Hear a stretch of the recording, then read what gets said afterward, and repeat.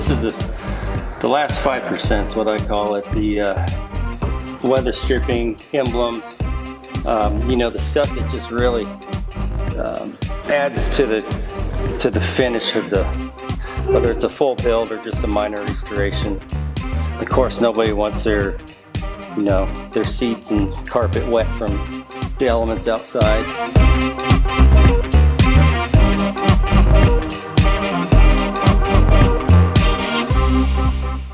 So this weather stripping's pretty fresh, so not very hard to take out. So an aged one may have to be dealt with in a little bit different manner. You might have some adhesive in it too. This one is just pressed in.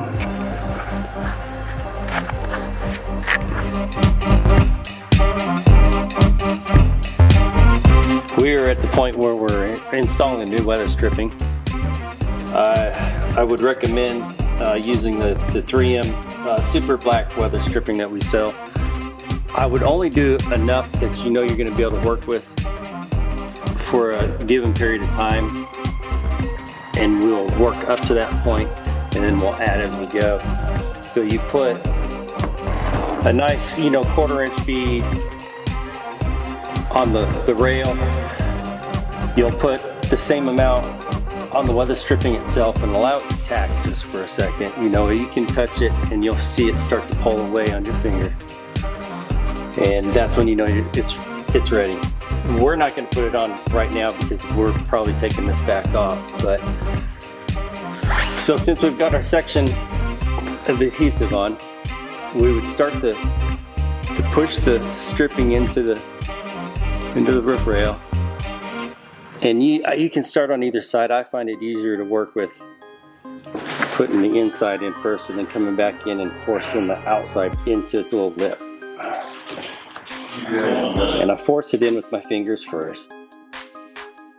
And then I come back with anything soft that's not going to scratch your paint. I'm using the butt end of a razor and just kind of make sure it gets all the way up in there. See how it'll set itself in there nice? And you want it even all the way down.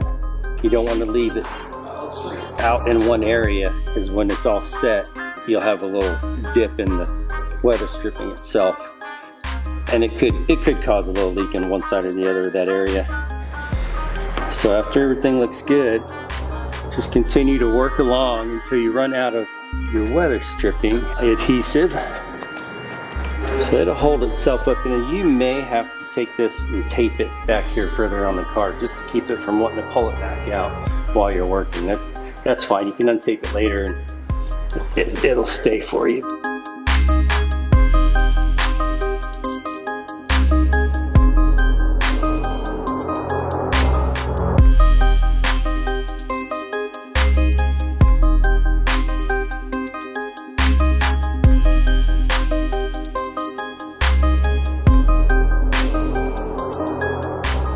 This vertical channel has a little deeper groove to hold it in place at the back of the glass.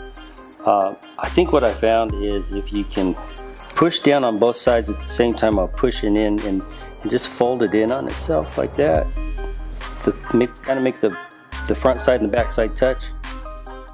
If you can do that, it'll start a lot easier into both grooves.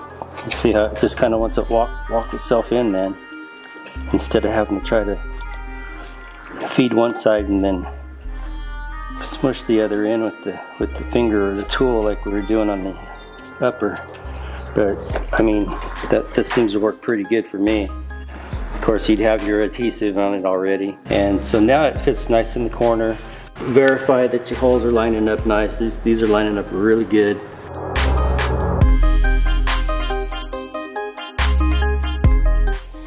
Well, I think it was a easy enough process, and it's a quality product.